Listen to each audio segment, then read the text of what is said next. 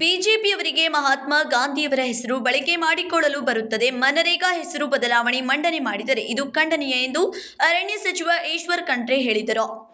ಬುಧವಾರ ಬೆಳಗಾವಿಯಲ್ಲಿ ಸುದ್ದಿಗಾರರೊಂದಿಗೆ ಮಾತನಾಡಿದವರು, ಯುಪಿಐ ಸರ್ಕಾರ 100 ದಿನ ಕೂಲಿ ಕೆಲಸ ಕೊಡಬೇಕೆಂದು ರಾಜ್ಯಗಳಿಂದ 40% ಹಣ ಪಡೆಯುತ್ತಿದೆ. ಈ ಮೂಲಕ ರಾಜ್ಯ ದಿವಾಳಿ ಮಾಡುತ್ತದೆ.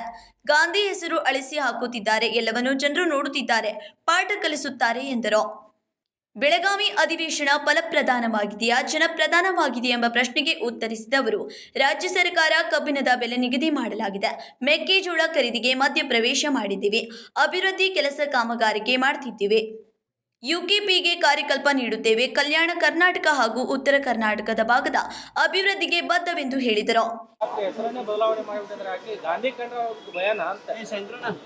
ನೋಡ್ರಿ, ಭಾರತೀಯ ಜನತಾ ಪಕ್ಷಕ್ಕೆ ಗಾಂಧೀಜಿಯವರ ಹೆಸರು ಬಳಕೆ ಮಾಡಿಕೊಳ್ಳಿಕ್ಕೆ ಬರ್ತದೆ. ಚುನಾವಣೆಯಲ್ಲಿ ಅವರು ರಾಷ್ಟ್ರಪಿತ, ಎಲ್ಲವನ್ನೂ ತ್ಯಾಗ ಮಾಡಿ ರಾಷ್ಟ್ರಕ್ಕೆ ಸ್ವಾತಂತ್ರ್ಯ ತಂದು ಕೊಟ್ಟಂಥವ್ರು.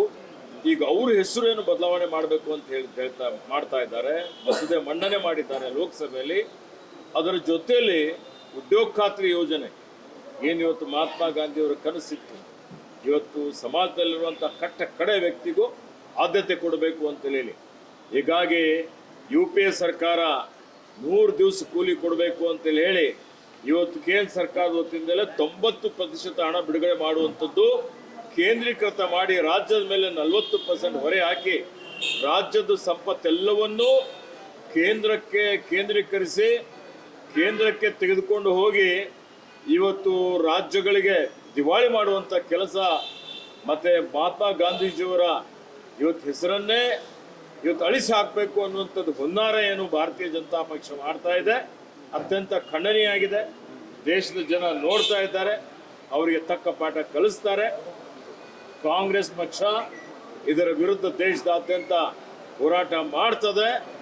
ಮತ್ತು ಇದನ್ನು ಸರಿಪಡಿಸಲಿಕ್ಕೆ, ನ್ಯಾಯ ಕೊಡಿಸಲಿಕ್ಕೆ ಇವತ್ತು ನಾವೆಲ್ಲರೂ ಕೂಡಿ ಶ್ರಮ ಮಾಡ್ತೀವಿ, ಸಂಘರ್ಷ ಮಾಡ್ತೀವಿ ಅನ್ನುವಂಥ ಮಾತನ್ನು ಹೇಳಲಿಕ್ಕೆ ಬಯಸ್ತೀವಿ. ಉತ್ತರ ಕರ್ನಾಟಕ ಅಭಿವೃದ್ಧಿಗೋಸ್ಕರ ಪ್ರತಿ ವರ್ಷ ಚಳಿಗಾಲದ ಅಧಿವೇಶನ ನಡೆಸ್ತೀರಿ ಬೆಳಗಾವಿಯಲ್ಲಿ. ತೃಪ್ತಿ ತಂದಿದೆಯಾ ನಿಮಗೆ? ನೋಡಿ, ಉತ್ತರ ಕರ್ನಾಟಕದ ಸಮಸ್ಯೆಗಳಿದ್ದಾವೆ, ಅನೇಕ ಸವಾಲುಗಳಿದ್ದಾವೆ ನಮ್ಮ ಎದುರುಗಡೆ. ಇವತ್ತು ನಾವು ರೈತರ ಸಮಸ್ಯೆ ಬಗೆಹರಿಸಲಿಕ್ಕೆ ನಾವು ಕಬ್ಬಿನ ಬೆಲೆ ನಿಗದಿ ಮಾಡಿಕೊಟ್ಟಿದ್ದೇವೆ.